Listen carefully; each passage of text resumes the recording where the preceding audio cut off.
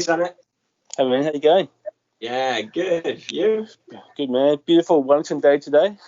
It is actually. Yeah. It's great. It's nice to see the sun again. We've had a few sort of grey days, but yeah. Yeah, we had that day where the rain was going sideways. That was pretty cool. Yeah. Nice. It's good to see your setup. Well, you've got so going on, all of these different projects that you've been working on over the years. Yeah, well, it's definitely nice to work on it and put them up. Obviously, like it's just a good reminder of what kind of stuff you've been doing, and it's just cool. It's just cool to have this stuff on display. Right the store right into boxes, and they've been seen again. Excellent. Yeah. So I spoke to Johanna recently, and she was telling me about the costume that you guys built together. Yeah. And I was saying, where did that end up? And it's obviously it'll be somewhere in your house, I imagine. Yeah, it's right there. I mean, and the gun's up there, but the rest of the costume, unfortunately, I can't have all my costume on display. Yeah. Because this room is just too small. But yeah. Nice. No, it's so good though. Yeah, I'm glad that it's being seen and stuff. Yeah, man. So like, obviously, we know each other. Well, we've met through working together at Weta Workshop.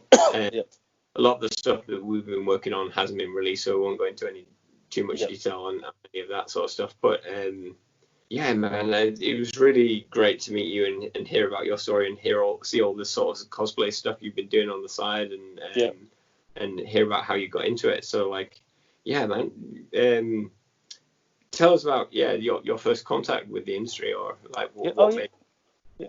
So basically, like it kind of all started when I was really young. I was born in Thailand. I used to watch a lot of cartoons. You used to watch a lot of Dragon Ball Z, and that's just after the show finishes. Mum used to tell me that I used to get any piece of paper I can find, and I'll start drawing the characters. I always loved to draw, and then I thought, it'd be quite cool. I want to be a cartoonist one day. This is when I was really young. And then I think I must have been about 30.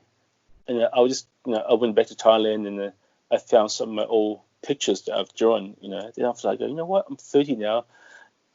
My drawing skill is pretty good. I've done art throughout college, throughout high school. So I sat there, started drawing my first comic strip, just designing all the characters, the good guys, the bad guys. And I was drawing one of the guys, he's quite heavily armored. And at the time I met Kevin Warren, who also worked at Weta as well. And I showed them my drawings, and they said, the armor's not quite right. It's the poor during the chest piece is a little bit off. So I said, okay, cool. How am I going to fix this? And they go, you know what? If I make a costume, I don't understand how armor will actually work. Then my drawings would be better. So I decided to make a Halo costume. Halo was quite big at the time. I wasn't a gamer. I wasn't a big gamer, but I thought Halo would be cool. Online, Facebook is Halo everything. So so I managed to find some files. I made some Halo armor. So it was cool. So I made that. And then it looked pretty cool. And then so you said through files. Was that like the Papakurai kind of? No. It's all freestyle. I just look at YouTube videos of guys in the States who make their own costume and see how they make it. Also they use Papakurai as well, but I like to design my own stuff. Yeah, nice. I'm an artist, so I make this guy here. I actually kept the first helmet I made. So that's the guy there. So it's like look at that. It's like a Thai Spartan. I mean, look back on it now, it's pretty bad. It's EVA foam mostly, and I'd use like wood filler to try and fill the gaps. But before you know though, it's still a nice, ambitious thing to sort of like go for. A first project, a Halo armor. That's a challenging thing to start off with. It was. It looked pretty good. And then I met a couple of guys who work with Weta as well, who their parents had a store at Armageddon, which is a local con, you can say. So yes, I went up to Auckland, wore the armor, and then then Weta was working on Spectral at the time. So I became good friends with them, and they managed to get me in for a 4-day contract. So I took 4 days off work. Yeah. Helped Where out. were you working on, Sanit? What were you doing before? I was working in retail. It was called telecom. It's changed to Spark now. So I used to be in retail, selling mobile phones and internet and so on. So so took 4 days off work to work at Weta. At the end, just about to leave, I was quite gutted. It was so much fun. Also, I worked with Pao Tai before. I helped Kim Warren with Pao Tai. I made like you just showed a Pao Tai dragon, a naga for my mum, and Warren happened to send Richard the picture of my naga that morning. And then, as I was about to leave, I got given a white letter, feeling a bit gutted and a bit depressed. Start to walk out the door. Then Richard yelled out, "Oi, you're the guy with the Thai dragon, right?" I said, "Yeah, that's me. Come with me. I've got a project for you." I said, "Oh, I'm just about to leave." No, you're not leaving. I got work for you. Come on. excellent. So I got started working on the project for him. I can't say what it is, unfortunately. So it was really good. So rang up work. Hey, guess what? I'm not coming back. So and it's been like 6 years, almost 6 years now. It's my 6th year this year. So it's been an incredible journey to start off something as a hobby. And then now to get to make costume for movies, and I get to travel the world to conventions and meet so many amazing people. So it's one of those things where you just don't know what's going to happen now. If you do things because you're having fun, good things will come out of it. So you probably get the same question as well when you go to conventions or go to parties. You meet people. They'll ask you, how you get job with it? I like drawing. I make stuff. How can I get in? And my answer is always the same. As long as you're having fun doing what you're doing, have a social media presence. You just never know, man. You just never know. But the having fun, enjoying yourself is a big thing. Totally, yeah. And so many people, would be interested to say, "Oh, I wish I could do something like that," but don't actually do anything in their own time to work towards it. Yeah. It's hard making things, and it takes a lot of patience and discipline to sort of see something through to the end as well. And everything's exciting to start with, but then as finishing things is a lot harder than starting things. It sure is. It's that same with drawing, same with painting, same with costume making. When it's the first 40%, it's really is the starting point. If you push through the first 40% and keep on going, then you're sweet. Because sometimes you start the drawing and you're like, "Oh, that doesn't look right. That looks so terrible." But if you keep working on it and you push through, you always get quite cool end results right towards the end. Yeah, and not being too precious about stuff. You've got to accept that not everything's going to be, as your Power Ranger helmet, you're looking back on it. But if you hadn't have seen that all the way through, you may have, pursued in that direction, and you wouldn't have then gone on to make other costumes and things like that. So I mean, I got incredible lucky at Weta. Obviously, when I first got there, I was working on the dwarf costume. I'm going to put the helmet now, so here it is. So I made that before I started Weta. It's all EVA foam and cardboard. Nice. That's pretty cool. Then after I got there, I got introduced to Bryce, the black foam master. So then I used the black foam. So black foam is like it's called plastisoid. So it's kind of like it's kind of EVA foam, but it's more plasticky and it's a lot more hard wearing. So I made my first dwarf costume out of that.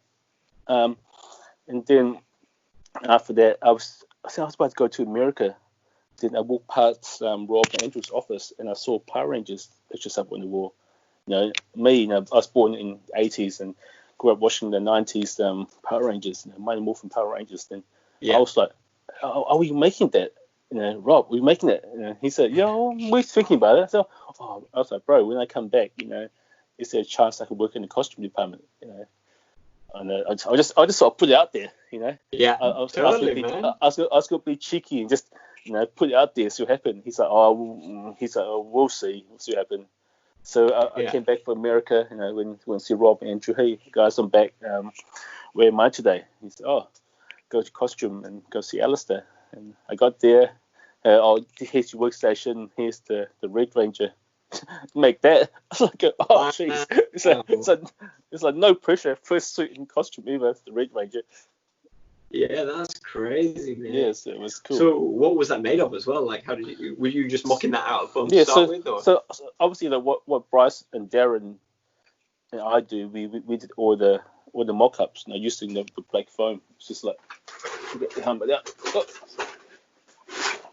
So obviously the first step is to get the body scan of the actor, as you know, so we make sure everything we built will fit the actor as perfect as we can. Then we use plasticite or black foam to make a mock-up. In this case, the helmet. Yeah. And then we'll find someone in the workshop who's the same size as the actor. Pretty much get them into the costume, and we do like all the motion tests, make sure they can, walk and run and punch. And then from there we're going to all the 3D scanning, this kind of stuff. So yeah, so my role for Power Rangers was pretty much doing all the prototyping. And when the parts come back from paint, I have to obviously grind the back of it so we can stick it onto the suit as well. So it's pretty cool. So it's quite cool to be a part of the making process, to be the start and the finish as well. So it's quite cool. Yeah, that's great. And that prototyping stage must be quite creative and quite you must be having to tackle a lot of interesting problems there. Yeah. It's so much fun. I mean, like, it's quite cool when you see a picture, which, I mean, the designers do beautiful pictures, but sometimes, like for instance, for the pauldrons and for the air piece, you have to have it smaller or have it kind of like overlapping. So when the character or the actor fold the body over, the airs won't pop out. So we have to like do some subtle changes. So it's quite nice when you do a change of the design and you make it through the movie. So it's quite cool. It's like, oh, that was my idea and it made it. Yeah. So it's a cool feeling to have, that's for sure.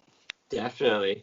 Yeah. Yeah. The close that was for the exosuits for Edge of Tomorrow. It was a big, few months of prototyping before we, nailed that design. That was a bit different because that's on the outside. But still, like, the human body is just a real hard thing to map because there's such a range of of motion possible and things that twist it. Things are like not just simple joints. A lot of them are doing, working on multiple axes. So big time. I mean, like, I've seen people now who there's a program where you get a 3D image of a human, and you can place in all the armor. I think you can move it around as well. I mean, that's really cool. But as I said, the human body is so weird. I move this arm, this muscle's going to move. I move my neck, that's going to pop. I think having the 3D program is really good, but it will not ever replace making an armor and put onto someone to test fit it to make sure it works properly. Because where 3D is come a long way, that's for sure, in the last few years. But I don't think it's going to replace us having hands-on, making stuff. It's a really good use of the technology, I think, as well. Is still using 3D printing, still using the scanning, so you can have real nice, crisp, exactly what shape you want and perfectly symmetrical and all the rest of it. But that rather than going so far down that direction and then putting it on a human after you've spent all that time and then find out it doesn't work, it's so much better to prototype it like you guys do. Yeah, and that's really cool. I mean, it does save time and money in the long run. You want to keep on reprinting the chest piece or reprinting the helmet 3 or 4 times to get the right size. At least this way here, we can 3D scan that 1-to-1, and you know that that's the size going to fit the actor. Pretty much. Yeah. And it's more fun. I find it way more fun making it by hand. Totally. Yeah, nice. Has there been any other projects that have been released that you worked on while you were at Weta, or are they mostly? Obviously, like the one that I'm quite known for is we made Thor Ragnarok as well. Yeah. That was really cool. The imaging guys took a picture of me working on the Hulk's helmet, and I was like, so my role there was just the mohawk. That's what I did. That's what I made, just the mohawk. But they took a picture of me kind of like I was trimming it, kind of like giving it a quick haircut, and that went nuts online, so that was pretty cool. Excellent. That was fun. Great. That was a fun project. So once again, my role in that mostly was to do the prototyping for Carl Urban's Scourge armor. So we made that. Myself, Bryce, and Bryce and Darren as well. We worked on that together. So that was quite cool too. Once again, used to bake foam and we mocked it up. That was kind of cool. Totally, man. So it's a cool project. As you know, it's one of those things where you work in industry and you're a fan of movies. There's certain genre or certain company you want to tick off. Obviously, watching Iron Man, watching Captain America. You're like, oh, it'd be cool to work on the Marvel movie. But I never thought it's going to happen. I just thought everything's done in Vancouver. Not thinking that it'll be done in Australia as well. I had no idea. Some in Australia, and I even watched some in the UK. My first film was Captain America, the first Avenger. Man, it's crazy. And Guardians and Avengers was done over there as well. It's funny. Yeah, there is a lot done in Vancouver and Atlanta. I think they do something over there. And, also. Yeah, no, it's the Thor 3 is probably one of my favorite Marvels. Yeah. I mean, like Thor Ragnarok. It had a different kind of feel to it. Obviously, it had that kind of like that Kiwi humor, which American love for some reason. They love the New Zealand humor over there, right? I mean, like, I went there after Thor came out, or even before Thor, even like the what was it in the Shadows and those kind of guys, they love it over there. They obviously for us here in New Zealand, we love it. It's cool, but it's so normal for us here that we can't take it for granted.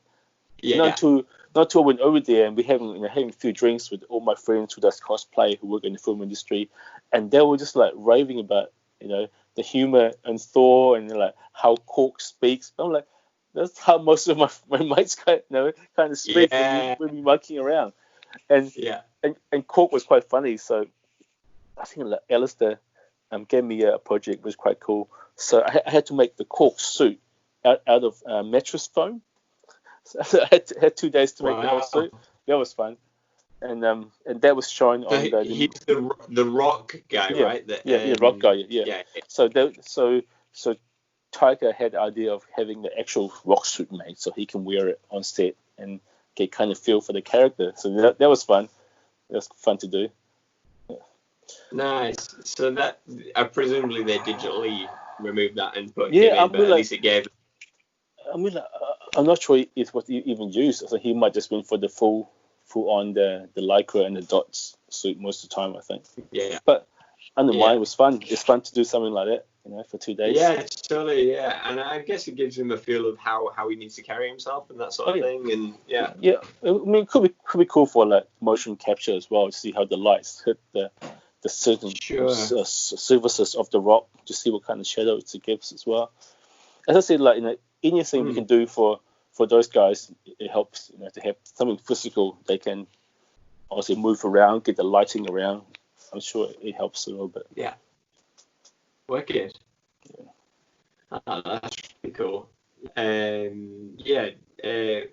Was there any other projects that come through there? Also, we did worked on Pacific Rim, the second one, the Uprising. That was cool. But also we did the white suit, and some of the background suit we did. That was quite cool. What else did I do? Did Wandering Earth. That was quite cool. There's a space suit. Oh yeah. That was epic. That was cool. That was really cool. I mean, so again, like an exosuit, more of a thing, like somewhere in between a spacesuit and an exosuit, wasn't it? Yeah. And obviously, we made all the spacesuit as well, so that was quite cool. Yeah. I really enjoy the texture of that. There's so many. It's just funny how your minds go blank when you think about it. What stuff you worked on. Yeah. So obviously, while you're working as well, you've been doing a lot of cosplay stuff on the side, and that's sort of I mean, like the whole thing started off when I started working with Weta. I want to make sure that it was still my passion, still a hobby. I don't want to turn it into a 9 to 5, So I always make I'll make sure when I come home, I still working my own stuff as well. Because like the way I see it, I mean, like I'm learning so much. It would be a shame not to put it to practice when they get home. Yeah.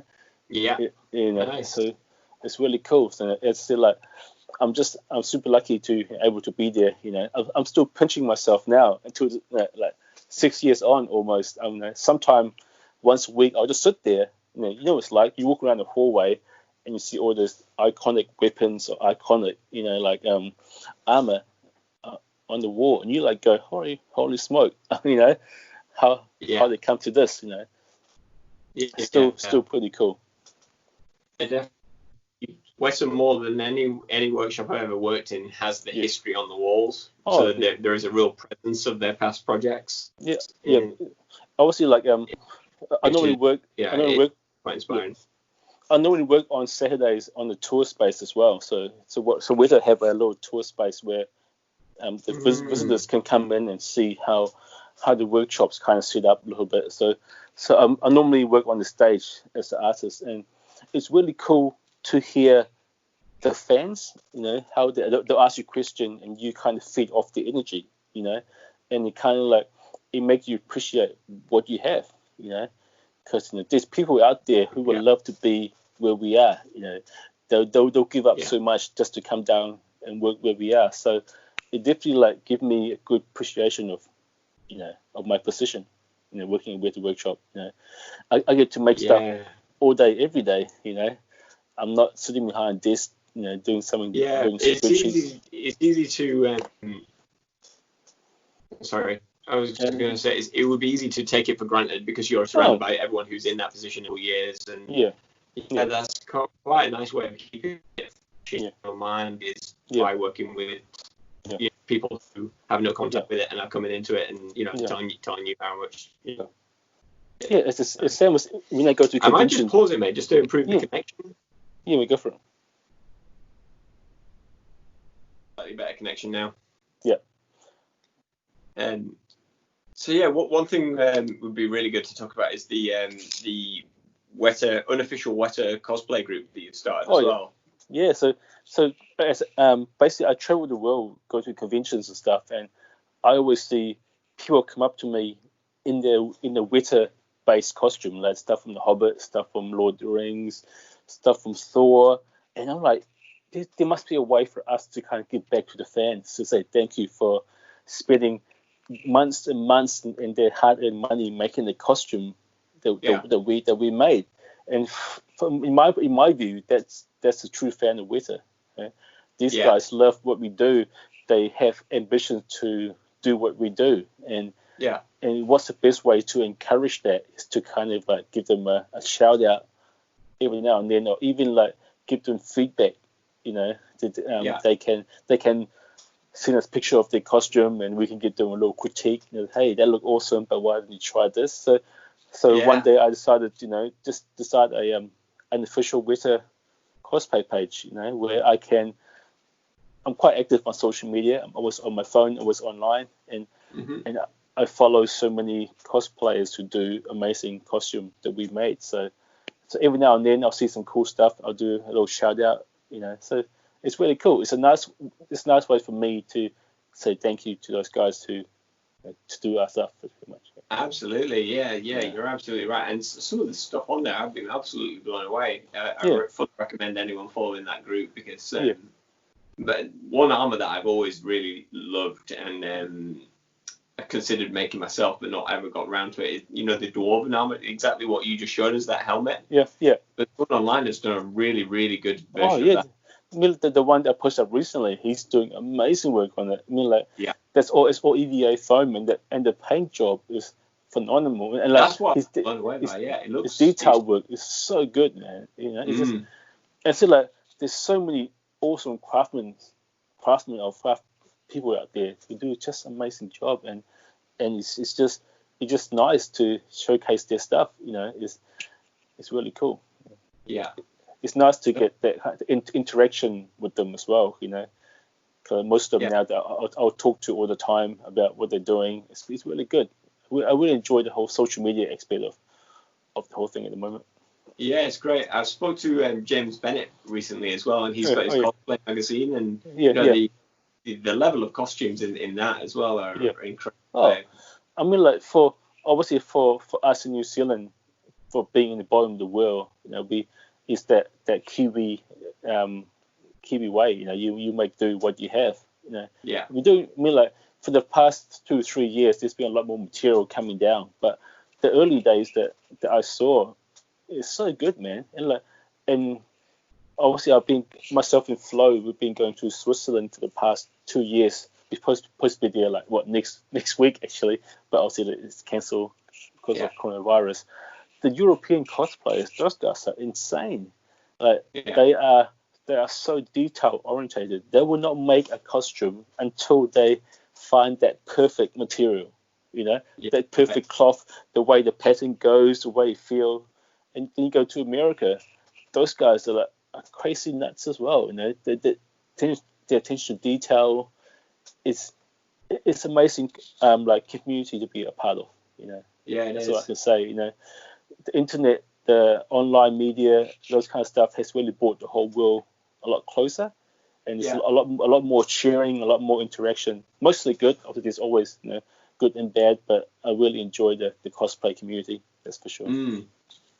Yeah, totally. And it's sort of it's really cool to see that the things that we make for films, they kind of get a second life in the fan community when people recreate it. It's like that design didn't just get used that one time. It's been used again, and people have really really appreciated it. And, it just showed the fandom and showed the love for the source material.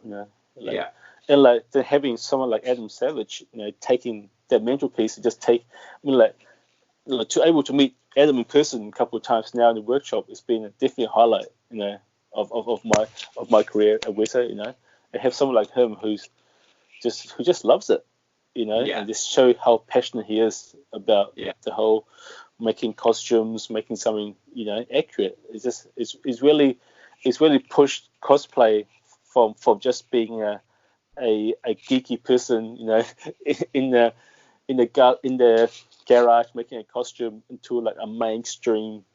Like cosplayer now are actually business people. Cosplay in the last 10 years become a business. It's no longer just something that nerds or geeks do anymore. They're actually proper business people. Who make books, who make online tutorial, make props and costume for sale. It's become like a mainstream thing. So it's really good. Yeah, because of the whole community aspect to it as well. Yeah. And when you go to the conventions, people, I'm sure there are, groups of people that, spend time apart building their costume, and then they all come together and they all show what they've, been working on. And I can imagine that's extremely rewarding. It's so much fun to to see the process that people do online. Then you see them slowly building from the concept to them making the EVA foam, helmet or whatever, and see them painting it, see them doing undersuit, and then see them taking all amazing photos, and then you see it in real life, and it's really good. I've definitely made a lot of good friends throughout the cosplay community. Cosplay is really, it gave me, I own a lot to cosplay. It gave me work. I would not be a Weta. It wasn't because of the whole cosplay community.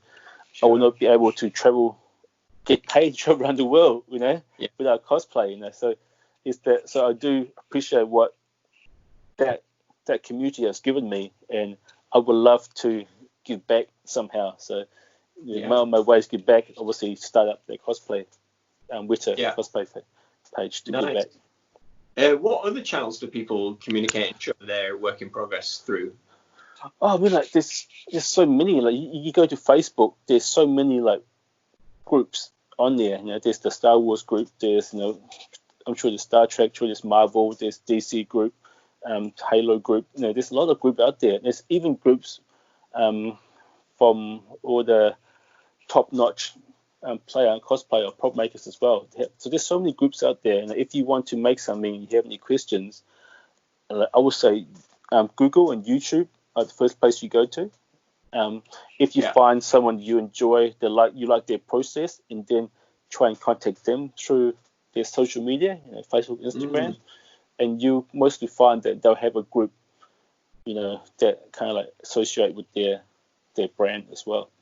Yeah, that's how I got started. I felt an artist I really enjoy the way he makes stuff. Then I just give him an email. Hey, I enjoy your work. I'm just starting up my cosplay.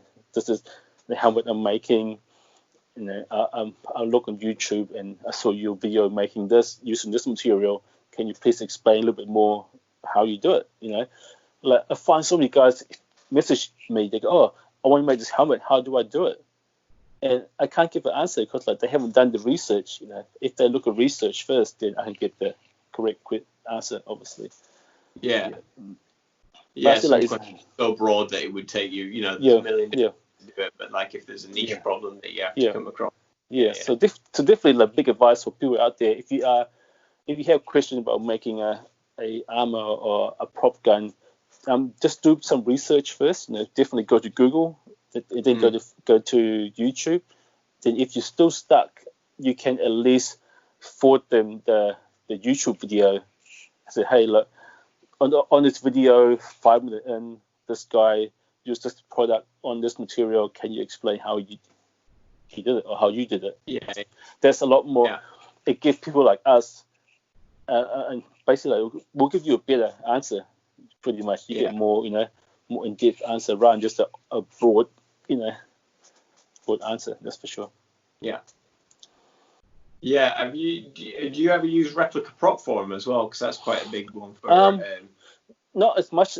I did when I first started, but also I'm known for kind of like making my own thing. I like to put my own little twist to it, and especially put my own tie twist on a lot of stuff I do. So it's the reason why I don't use it a lot, because obviously our job at work is my job is to copy the design pretty much correctly. So why, when I'm at home, why should I do the same thing? This is my hobby.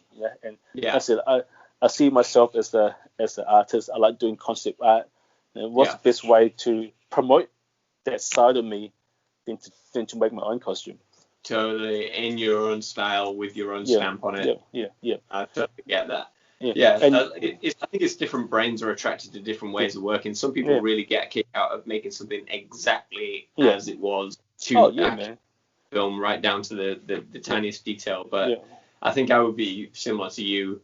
It would be more about a creative exercise and I haven't really done a lot of cosplay, but I do a lot of like fancy dress parties, like a university. So it's a lot more like a low budget version of it, I guess. But so much fun. It's nice to just have like a little deadline as well, just to you have a reason to make things for a certain event, or whether it was most of the time for me it was just costume parties, but like or like nights out or whatever, or birthdays. But for a big convention as well, that's a great excuse to sort of big time. That's why right now it's so hard, because I was supposed to be going to Switzerland now, but that's been pushed back to November. So then again, not quite sure how the traveling restrictions going to be. So that's quite hard. But when you say before about copy, obviously myself, Victoria, and Johanna made that, and I had to stop myself from changing it. Kind of like, could you make something from a game? The concept of the game, you can't move. And like, in my costume, I like to be able to move, sit down, go to the toilet, whatever. And that, it was really nice. It looked awesome when you're posing, but because it's a game model, there's certain things you can't do. So I had to stop myself from from tweaking it. I did tweak it a little bit, but I still give it the same look. Nice. No, that's cool. One costume we ended up making, me and my old housemate, we did Daft Punk helmets. We took the convention just as they'd released that, that song, Get Lucky. Get Lucky. And it was just great fun actually walking around a place full of other fans. It wasn't even it was MGM. Is it MC? MCM. That looked amazing, man. I've seen pictures of that, and in London. Like a cool convention. It was great. And it's just kind of fun to be a character for a little while. And people would yeah. come up to me and Yeah, tell me yeah. what they thought of the new album. Yeah, I'm yeah. like, you obviously know I'm not that guy, but it's kind of Yeah. funny that you're Oh, I mean, talking like, it's the whole thing. I mean, like, it's really cool, like, to see the kids and the adults, especially like see the little children, like when you're in a costume and you're their favorite character, or even the adults, especially like it's really cool to get that audience interaction. It's really nice. I really enjoyed that. And yeah, if people that that's reason why people make it as well, because they most cosplayers are probably quite shy in their normal life, and I find that most of them through cosplay, through being the character, it kind of brings them out of the shell. So that's quite good to see as well. And as I say, like it's no longer a subculture. It's no longer just something that these little nerds do. With their friends. It's now become Comic-Con becomes such a mainstream thing now. Yeah. Oh, absolutely. Every people, new trailer gets released there now. That's where the up-to-date information comes from, is these places now. Yeah. I mean, like the whole pop culture thing is no longer you're a weirdo because you watch like superhero movie anymore. It's you read comics. It's no longer it's no longer that the nerdy mentality. It's now cool. It's now cool to like be in touch with the Marvel universe. It's now cool to be in touch with the DC universe. So it's really cool where that culture change has really changed the last few years. Yeah. I wonder if a lot of that is the internet sort of bringing all the nerds together under one barrier. One banner. Conventions like this, like I'm not. You know what I mean? Because obviously the real mainstream would be more. I don't know. You can generalize, but into other things that aren't that, it is still fairly niche. But it's enough people into that niche that it is a huge slice of population. Yeah. Most people are, but most people love. It's almost like it made growing up a lot easier. You can still be in touch with your childhood. If you love comics, you still can go watch a Marvel movie. So it makes it easier rather than like trying to hide the effects. I read comics, during at night time. Now you just open up. Yeah, man, I love comics. I love watching cartoons. Yeah. One thing I really love as well is seeing whole families when they all get on board with the cosplay thing, and you have like the little kids in costumes as well as the grown-ups. Like, it's so adorable. I mean, the best one that I heard of. I mean, unfortunately, I didn't see by myself, but DragonCon one year, the dad was the Eiffel Tower, and his little baby was King Kong. Nice. I mean, that is awesome, man. That's quite cool. Yeah. I mean, like, there's been a lot of this one where his kid was basically a baby was Iron Man, and the dad was the Hulkbuster. Wicked. Also, that's the coolest. Also, like, that was had the little baby, and the little baby kind of like harness thing in the front. He dressed up in the little Iron Man onesie, and the dad dressed up like a Hulkbuster. For me, that's really cool. That's how it should be. It should be. It's an activity that kids and the whole family can get involved in. It doesn't have to be. For me, like having seen amazing costumes really good, but I still enjoyed that little kid dressed up in a cardboard box costume, with tin foil for stuff. For me, that's where we all started, and we don't want to discourage that kind of imagination of kids. It shouldn't be elitist, should it? It should be, And like last year, I was lucky enough to attend Capital E, what's it called, Maker Fair in Wellington. Oh yeah. So also because it's run by Capital E, it's a lot more geared up to little kids.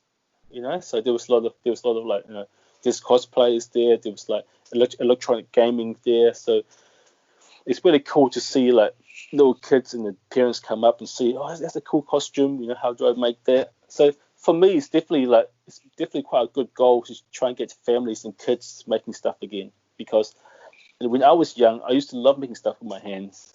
And the way things are right now with the technology that they have, the PlayStations, the PS4, and those kind of stuff. I think like kids these days don't make stuff with their hands anymore. They're more like go online to play Fortnite with their friends.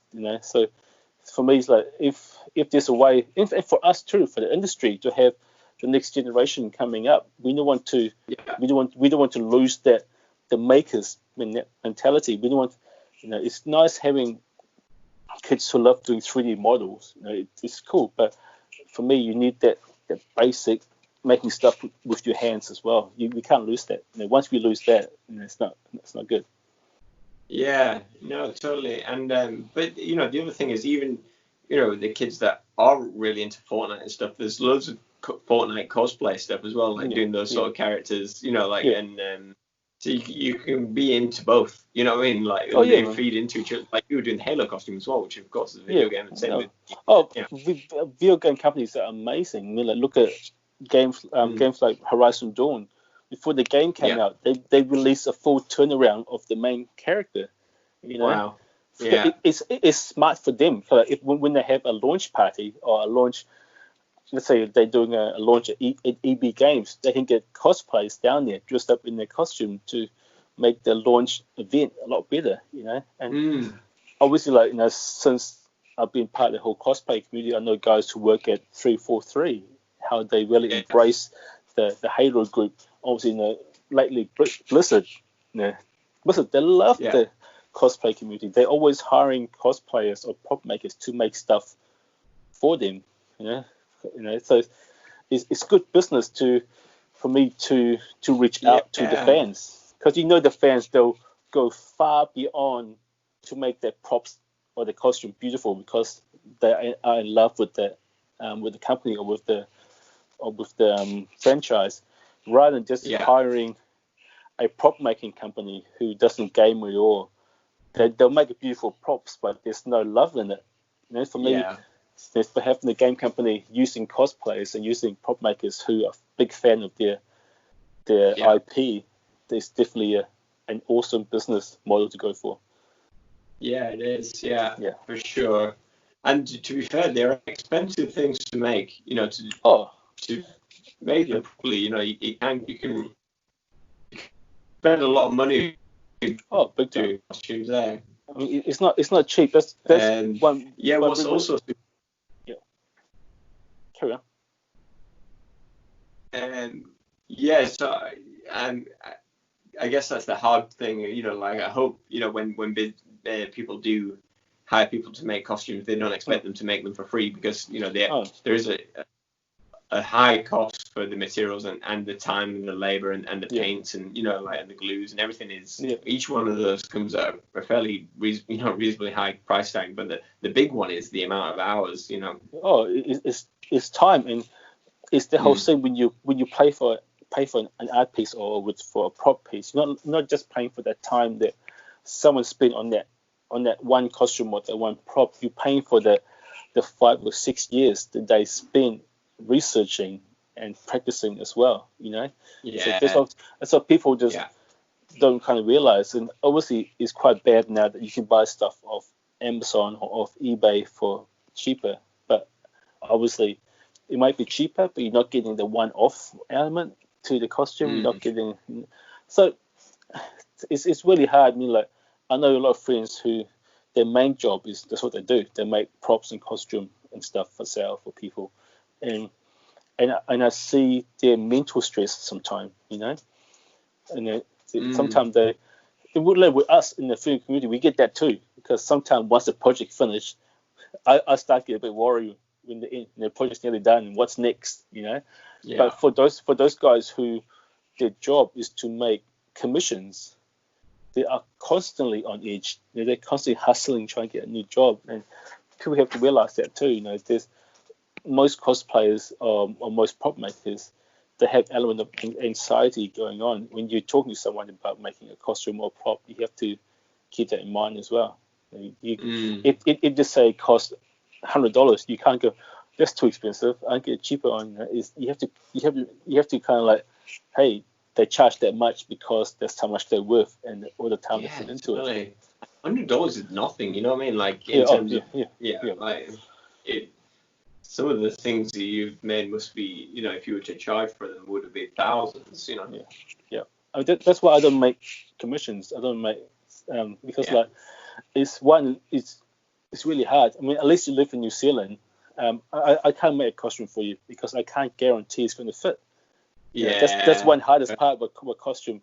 I feel really bad if someone spent $1,000 on a costume I made for them, and I send it over, and they find it too big or too small, or they haven't got the skills to fix it. So I kind of stopped doing commissions about 3 years ago. I mean, I'll do some commission for friends who are here in New Zealand. I'll do props and stuff for them because props are easy. But I tend to don't do commissions overseas anymore because it's just too hard. And I mean, like recently I've been doing a lot of drawing, so I might open up some drawings commissions soon. It's been fun. It's been nice to, as I said before, when I was younger, I wanted to be a cartoonist, and now like I feel that hey, maybe I can finally do it for once. Yeah, that's great. It's funny how it's come full circle, and now when you're drawing your armor, you'll know exactly what to look for and exactly how the joints need to behave. Obviously, like during this break, it was the 3-year anniversary of Power Rangers coming out. So one of the fans messaged me and said, "Hey, this is the 3-year anniversary of the 2017 movie. I'm so gutted that we can't see what the Green Ranger looked like." So I was like, you know what? I'm just going to draw him for fun. I'll draw him and I'll post up on Instagram, see what people think. And that went nuts, man. Absolutely crazy. Oh, still there? You just got pause for a second. The connection went a bit funny there. So the 3-year anniversary. Yeah. So yes, I posted up on Instagram, and it just because there's so much love for Power Rangers out there, the fans just really dig into it. And then I got a message from a IGN reporter, an entertainment reporter. Oh, can I do an article on this costume? I was like, oh, cool. Just wait. Let me finish it. Then you can do an article on it. So I did that. He said through some questions, and also I answered them. And then that was really cool. Awesome article. And then a fan messaged me, "Hello, I love your costume. I want to make it for real. Can you draw me the back?" I thought, yeah, sure, I'll draw the back. Yeah, of course, but that'd be awesome. So I jump online, and I want to look at the costume we made, so I get the right reference for the back. Yeah. So I type in Weta Workshop Power Rangers costume, push search, and then I saw my name and Power Rangers. I said, what's this? So I clicked on it, and it's just like random, like online article about the drawings that I made, and they just mentioned this is the Weta, this is a Power Ranger designer artist showing us the unused concept for the movie. I was like, what's this? What's going on? Then so I read that. I was like, oh my god. Then I keep finding more and more and more and more. And there was about 20 of them, like in English, French, one in Brazil, one in Czech Republic, and some of them were good. Some of them were correct. They mentioned this is my fan art. This is my opinion for the suit. But there's about 4 or 5 of them where it's just misleading the reader.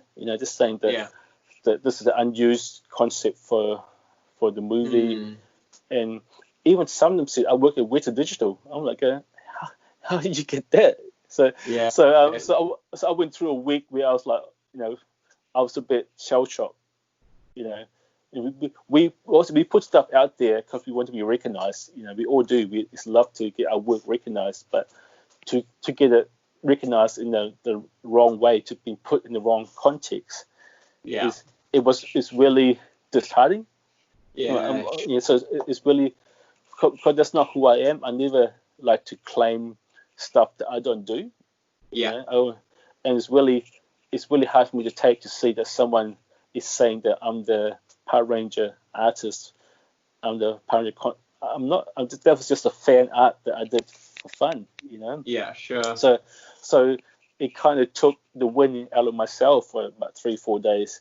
I was so nervous about posting anything up because I don't want it to be taken the wrong way, or get in trouble with work, get in trouble with the the company and stuff like that. So I had about 3 days where I was a bit, should I post this? Should I post that? So it was a bit annoying there, but I still like, but then, talking to the guys, they said as long as I say on my post it's unofficial, it's a fan art, then that's all I can really do. Yeah. There you go. Yeah.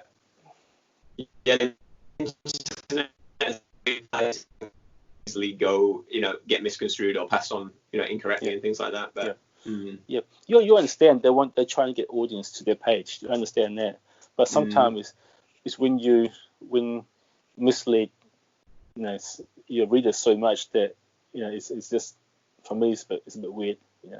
Yeah. Well, hopefully this sets the record straight a little bit, Sanit, for you. Not that I'm don't see this, but it's quite crazy. Also, like we all love Star Wars. You work on Star Wars, but like for me, Power Rangers is, for me, when I was younger, that was the thing that I really enjoyed, and I always want to get involved in the community, Yeah. But I never know how we get involved in it. And since I made the drawing, obviously, it kind of helped. I work on the movie as well. That I've been connected to quite a few of the community guys over there.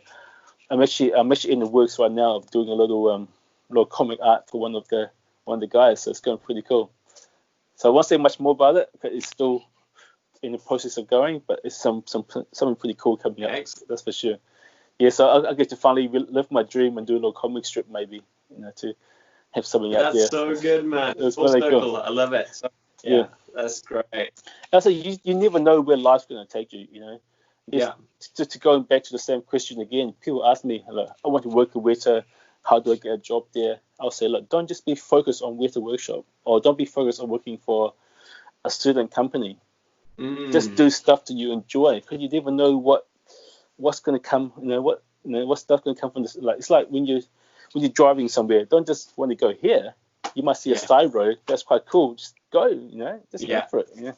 So, yes, just make stuff because you enjoy it. Because you just never know what's going to happen, man. Life is weird. Look at us now being locked down for like over a month. You just never know, I always say just enjoy it and you just go for it. Just go for it. Yeah, it was so good to speak to you, and so good to speak to so many awesome makers. They're all sort of exploring their own avenues, and it's really inspiring, mate. Yeah, you have to, right? I feel like is unfortunately is how our industry works. You because it's an amazing place to be, but you must have a plan B just in case. I'm funny. I enjoy sports as well, so I'm kind of seeing like a sports fan. Once you've finished your sporting career, what do you do? So it's like having that kind of the plan B just in case stuff happens. And especially with this whole virus thing now, it's kind of heightened for me that need to have a backup plan.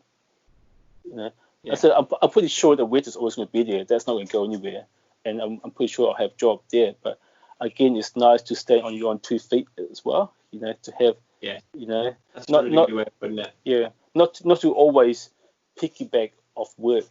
I love work. I love being there, but it's nice to be known as me. Even if it's not even a financial thing either. If it's just like an entity thing more than making money off it. I feel like totally agree. Yeah, I mean, like when I go to convention, when I go online now, unfortunately, my brand, Spicy Thai Design, and me, and they all know me as a guy who works at Weta Workshop now. So it's kind of like it's how it is now, and I can't stop that. But again, I want to, as much as I can, still have my own brand, my own little thing going on. Yeah, man, and you do. Yeah, I did. Like I say, I think it's great. I think what you've got going on, seeing everything in your home, which are like all of that. Is completely your own work, and it's great. It's so good. It's a lot of fun. I say I'm currently lucky that I had no chance to be bored in this past month. But every day is a new thing I want to learn. I'm so inspired by so many guys out there who make awesome costume, awesome artwork. Just say once a thank you to the art community and online as well. They really inspired me to up my game, pretty much. Yeah, man. Yeah. It's a big circle. Yeah, everyone sort of art creates more art. You know, like Oh everyone yeah, sort of man. inspired. Right? It's like a Yeah, knock-on effect, and it's yeah. amazing. It's definitely people call it. People say it's networking. I don't like the word networking. I call it more connection. You want to make the Yeah, connection. And for me, once you connect with someone, you connect mentally and physically as well. You know, you have the same mind, you have the same mindset.